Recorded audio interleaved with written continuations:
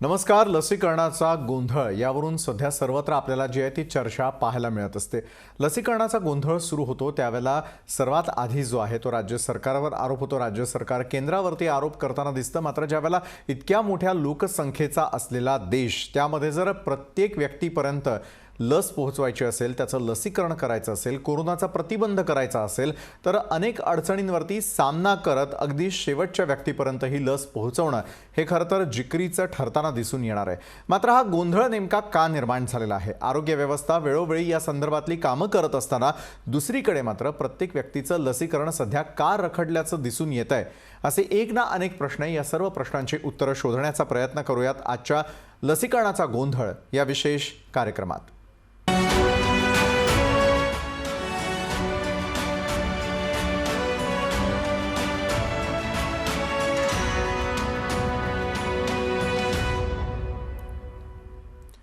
देशामध्ये कोविडसाठी लसीकरण हा थट्टेचा विषय बनलाय. लसीकरण मोहिमेचा पुरता फज्जा उडालेला दिसतोय. वारंवार धोरणांमध्ये होणारे बदल, लसींचा तुटवडा यामुळे अनेक लसीकरण केंद्र बंद आहेत. कोरोनाच्या महामारीमध्ये या गोंधळामुळे लोकांच्या जीवाशी खेळ होतोय, पण गोंधळ थांबण्याचं नाव घेत नाहीये. पाहुयात लोकशाहीचा याच संदर्भातला खास रिपोर्ट.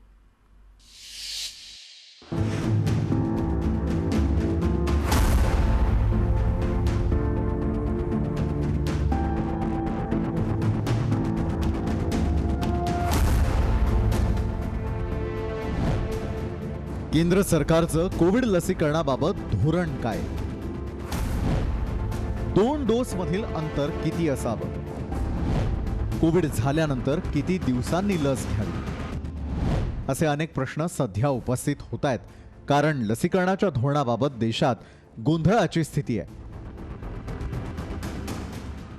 सध्या स्थिती अशी आहे की लस उपलब्ध नाहीयेत किंवा अतिशय तुटपुंजा पुरवठा होतोय. त्यामुळे अनेक लसीकरण केंद्रांवर शुकशुकाट आहे. लस उपलब्ध नसल्यानं लसीकरण होणार नाही असे बोर्ड लावलेले दिसतात. कोविडच्या लसींबाबत देशात सुरुवातीपासून गोंधळ होता. पुण्यामधील सिरम इन्स्टिट्यूट आणि हैदराबादमधील भारत बायोटेक या 2 कंपन्या कोविड लसीची निर्मिती करतात, परंतु त्यांच्या उत्पादन निर्मितीची क्षमता न पाहता देशात लसीकरण मोहीम सुरू करण्यात आली. त्यासाठी ॲप विकसित करण्यात आलं. अगदी सुरुवातीला लसीचा पहिला डोस घेतल्यानंतर दुसरा डोस 4 ते 6 आठवड्यांनी दिला जायचा. पुढे त्यात बदल करून 2 डोस मधील अंतर 8 ते 12 आठवडे करण्यात आलं. सध्या लसीचा पहिला डोस आणि दुसरा डोस यातील अंतर 84 दिवसांवर म्हणजे 12 आठवडे करण्यात आलंय. मात्र देशात लसींचा तुटवडा असल्यानं 2 डोस मधील अंतर वाढवल्याचा आरोप होतोय. दरम्यान देशात यापूर्वीही लसीकरण झालंय, पण असा गोंधळ कधीही झाला नाही अशी टीका काँग्रेसनं केली आहे. याच्या पहिलं सुद्धा आतापर्यंत 13 लसी, अगदी पल्स पोलिओ आपल्याला माहिती आहे, पल्स पोलिओ असेल, देवीचा प्रादुर्भाव असेल, डांग्या खोकला असेल, अशा अनेक लसी ह्या देशामध्ये तयार झाल्या 70 वर्षात आणि तुम्हाला आणि आम्हाला कळल्या सुद्धा नाही. एवढी यंत्रणा लागलेली आहे की कुणाला लाईन लावायला लागली नाही, कुणाला पैसे खर्च करायला लागले नाही, कुणाला सांगावं लागलं नाही की आता दुसरा डोस 45 दिवसांनी, आता 90 दिवसांनी असं सांगावं लागलं नाही. दरम्यान रशियाच्या स्पुटनिक लसीचे 30 लाख डोस आयात करण्यात आले आणि काही दिवसात ते मिळतीलही. आमची 150 रुपयाची लस तुम्ही विकलीच, आता तुम्ही आम्हाला रशियाची स्पुटनिक आम्हाला गरीबाला 1000 रुपयाला घ्यायला सांगताय. प्रायव्हेट हॉस्पिटलमध्ये 1,500-2,000 हजार रुपये घेतात त्याचे. पण अनेक राज्यांमध्ये लसींचा तुटवडा असल्यानं लसीकरण मोहिमेला ब्रेक लागतोय याची खरी झळ 18 ते 44 वयोगटातील मंडळींना बसली आहे. अशातच कोरोनावरील लसीच्या साठ्याची माहिती न घेताच आणि जागतिक आरोग्य संघटनेच्या मार्गदर्शक सूचनांचा विचार न करताच एकाच वेळी अनेक वयांच्या नागरिकांच्या लसीकरणाला मंजुरी दिल्यानं देशभरात लसीकरणावरून गोंधळ झाल्याचं पाहायला मिळत आहे. अशी टीका सिरम इन्स्टिट्यूट ऑफ इंडियाचे कार्यकारी संचालक सुरेश जाधव यांनी केली होती. मात्र त्यानंतर ते त्यांचं वैयक्तिक मत असल्याचा खुलासाही करण्यात आला. प्रत्यक्षात तेच वास्तव आहे. लसींचा पुरवठा करताना ज्या राज्यात लसीकरण वेगानं होत आहे त्यांना तुलनेत कमी पुरवठा करण्यात आला. मागणीच्या तुलनेत कमी लस देण्यात आल्या. त्यामुळे लसीकरण केंद्र वाढली, पण लसीकरणाचा वेग खूप मंदावला. कोरोना झाल्यानंतर 2 महिन्यांनंतर लस घेण्याचा नियम होता, तो अलीकडेच 9 महिने करण्यात आला. त्यानंतर लगेचच त्यात बदल करून कोरोना मुक्त झाल्यानंतर 3 महिन्यांनंतर लस घेता येईल असं स्पष्ट करण्यात आलं. देशात 16 जानेवारीपासून लसीकरणाला सुरुवात झाली. आतापर्यंत 19,68,00,000 अधिक लोकांना लस देण्यात आली आहे. तर 1,82,00,000 लसी देशात शिल्लक असल्याचा दावा केंद्र सरकारनं केलाय. म्हणजे एकूण लोकसंख्येच्या 13% लोकांनी लस घेतली आहे. सर्वाधिक लसीकरण झालेल्या राज्यांमध्ये देशात महाराष्ट्र पहिल्या क्रमांकावर आहे. केवळ 2 उत्पादक असल्यानं लस निर्मितीचा वेग कमी आहे. काही खासगी कंपन्यांना अलीकडेच परवानगी दिल्यामुळे लस निर्मिती वाढेल, पण त्याला किती वेळ लागेल हे सांगता येणार नाही. एकूणच लसीकरण आणि त्याच्या नियमावलीबाबत सुरुवातीपासूनच गोंधळाचं वातावरण आहे. केंद्र सरकार याबाबत ठोस धोरण कधी स्पष्ट करेल याची सर्वांना प्रतीक्षा आहे. ब्युरो रिपोर्ट, लोकशाही न्यूज. लसीकरणासंदर्भातलं योग्य ते धोरण न ठरल्यामुळेच या ठिकाणी लसीकरणाबाबत जो आहे तो गोंधळ निर्माण झालेला आहे का, याच प्रश्नाचं उत्तर आज आपण शोधण्याचा खरं तर प्रयत्न करत आहोत. मात्र दुसरीकडे पाहायला गेलं तर राज्य सरकार असेल, केंद्र सरकार असेल, 2-3 प्रकारचे पर्याय हे सर्वसामान्य नागरिकांच्या समोर ठेवण्यात आलेले होते. एक म्हणजे एका बाजूला खरं तर सरकारी पातळीवरती लसीकरण केलं जाणार, तर दुसरीकडे खासगी पद्धतीनं आपण स्वतः जाऊन त्या ठिकाणी लस विकत घेऊन स्वतःचं लसीकरण करून घेऊ शकणार होतं.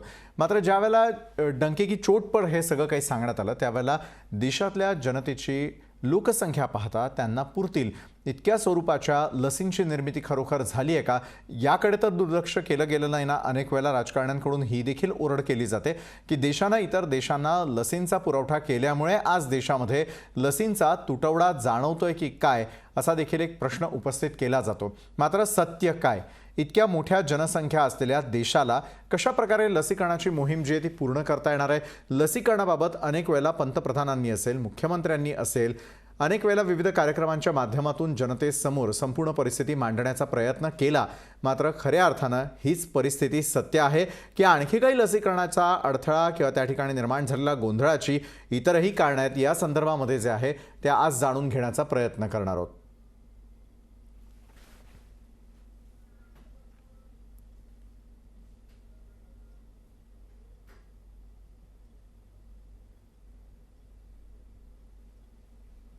लसींचा तुटवडा निर्माण झालेला असताना देखील 93 देशांना मात्र लस जी आहे ती पुरवण्यात आल्याचा देखील दावा केला गेलेला होता. 93 देशांसाठी निर्यात जी आहे ती करण्यात आलेली होती. मात्र खऱ्या अर्थानं त्यामुळेच लसींचा तुटवडा आहे का. दुसरीकडे लसीकरणाला सुरुवात झाल्यानंतर मात्र 2 लसींमधलं अंतर असेल किंवा कोरोना रुग्णांना दिल्या जाणाऱ्या लसीकरणासंदर्भातही अनेक वेळेला विविध प्रकारच्या थिओरीज मांडण्याचा प्रयत्न करण्यात आलेला होता. त्यामुळे देखील संभ्रमाचं वातावरण निर्माण झालेलं आहे.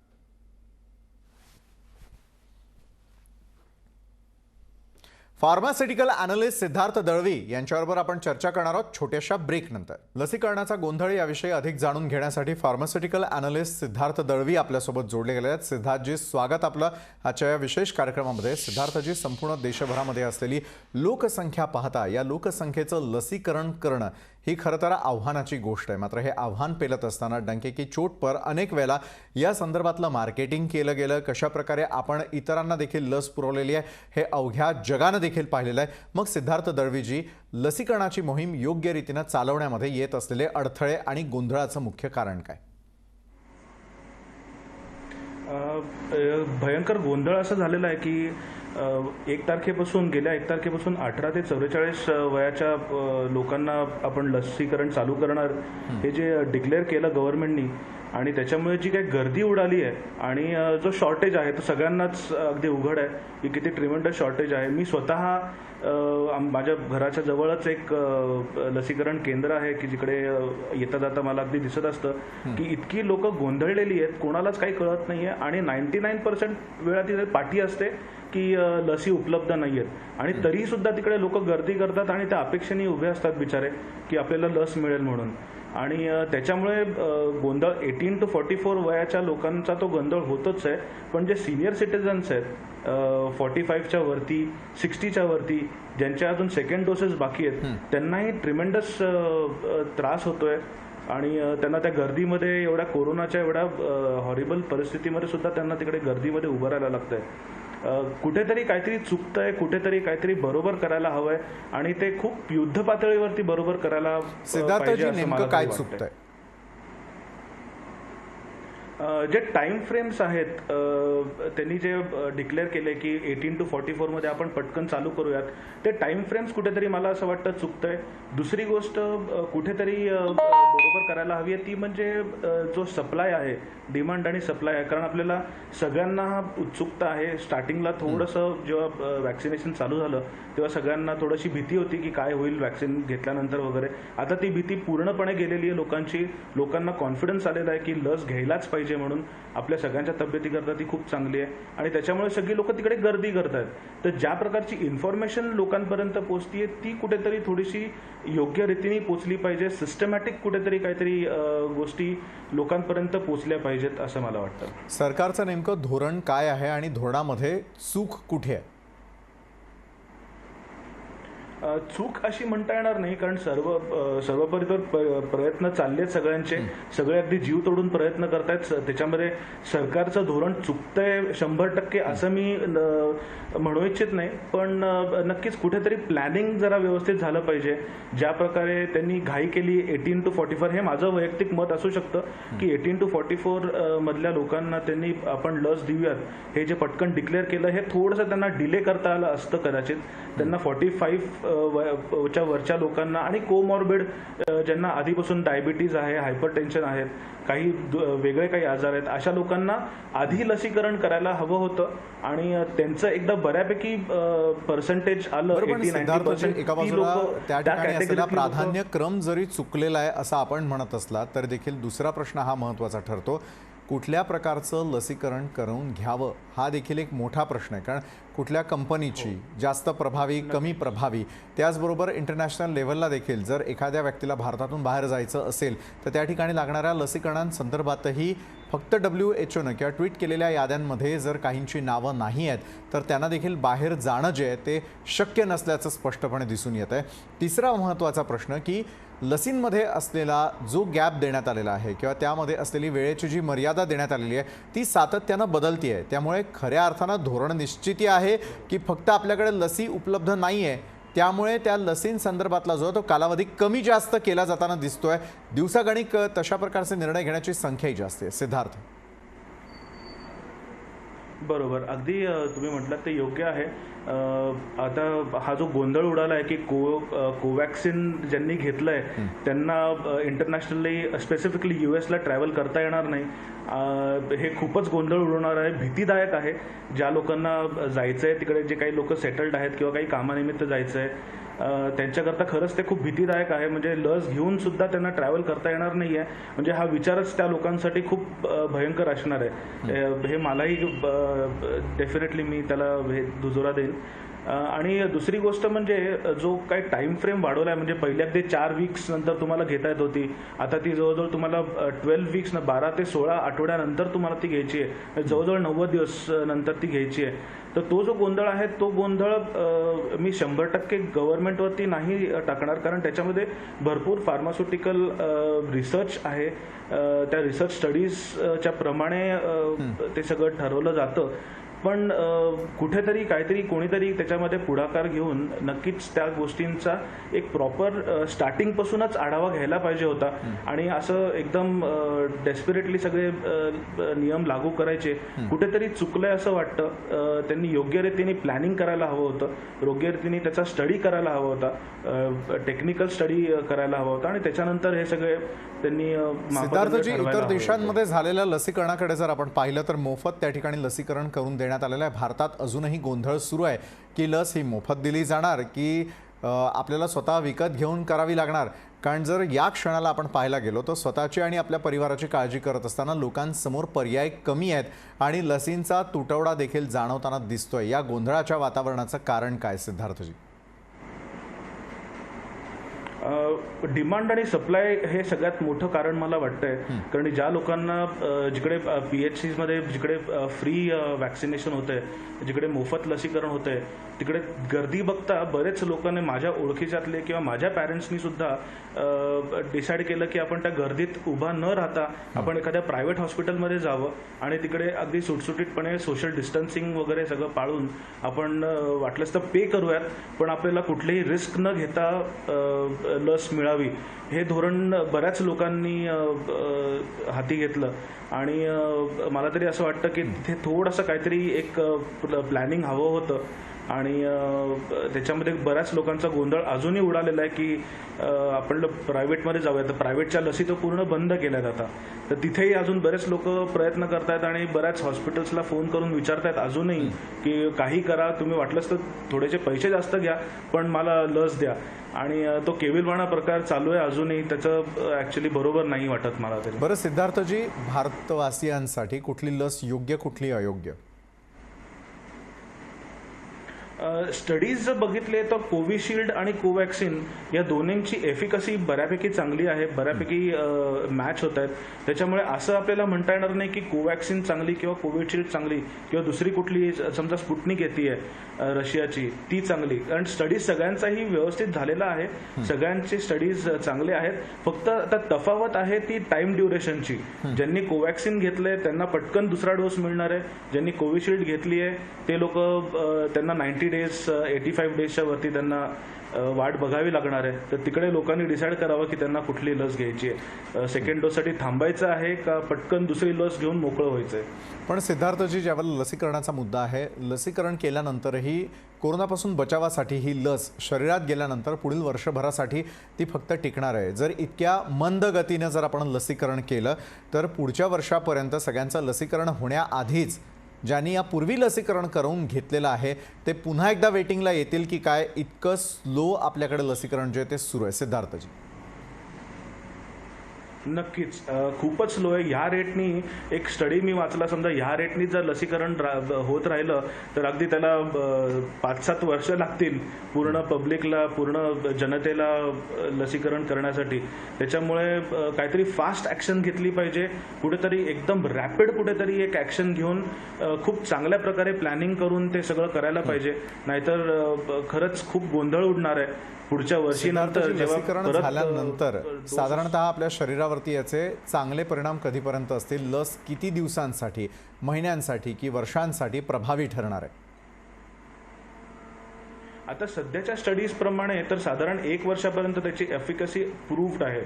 अजून पण काही स्टडीज चालू आहेत, अजून पण ट्रायल्स चालू आहेत आणि येत्या काही महिन्यांमध्ये डेफिनेटली आपल्याला अजून पण क्लॅरिटी मिळेल त्याच्यामध्ये. पण आता जे काही जुजबी स्टडीज आणि ट्रायल्समधनं कळतं आहे आपल्याला की ॲटलिस्ट 1 ते 1.5 वर्षापर्यंत आपल्याला नक्कीच त्याची एफिकसी चांगल्या प्रकारे जाणवेल. आणि सेकंड डोस म्हणजे त्याचा पुढचा जो लसीकरण करावं लागेल ते साधारण 1-1.5 वर्षानंतर आपल्याला परत करायला लागेल असं आता. नेमकं जर धोरण सिद्धार्थजी आतापर्यंत जर पूर्णपणे तयार नसेल तर मात्र येणारा काळ हा भारतासाठी किती धोकादायक ठरू शकतो? कारण ज्या प्रकारे लसीकरणासंदर्भामध्ये आपल्याला असलेली चिंता प्रत्येकाला सतावताना दिसून येते, त्याचबरोबर लसीकरणाच्या बाबतीमध्ये लोक जे ते फार सिरियस नसल्याचं दिसतंय किंवा डॉक्टर्स असतील किंवा फ्रंटलाईन वर्कर्स असतील त्यांच्याकडे डिमांड असताना देखील जर या लसींचा सप्लाय होत नसेल तर येत्या काळातली आव्हानं कुठली अगदी थोडक्यात? खूपच हॉरिबल परिणाम आपल्याला दिसू शकतील.